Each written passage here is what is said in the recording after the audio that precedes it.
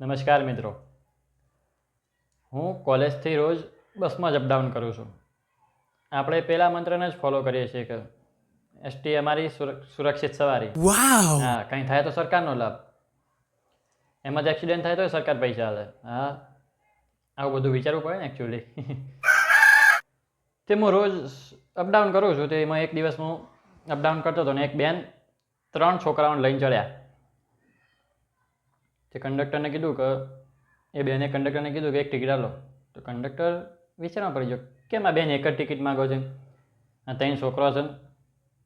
તે બેને એવું કીધું કે 3 વર્ષથી નાના હોય થોડી ટિકિટ લાગે. પણ કંડક્ટર કે 3 વર્ષથી નાના છે. પેલી કે આ એક સર 1.5 વર્ષનો, એક સર પૂણા 2 વર્ષનો, એક સર 2.5 વર્ષનો. હું કે 3 વર્ષનો સર નહીં. What? કંડક્ટર ગોતો ખાઈ ગયો. કંડક્ટર કે બેન, અમે કોઈ કુંભના મેળામાંથી નહીં આવ્યા, અમે ગૃહસ્થાશ્રમ જ છીએ, અમે કોઈ સંન્યાસી નહીં થઈ ગયા. પોસિબલ જ નહીં, કોઈ વસ્તુ કોઈ રીતે શક્ય જ નહીં તમારી વાત. તે બેને જબરી હતી કે કેમ શક્ય નહીં, આ મારો છે, આ મારી દેરોણીનો છે, આ મારી જેઠવાણીનો છે, થઈ જાય ને કે તને અલગ અલગ.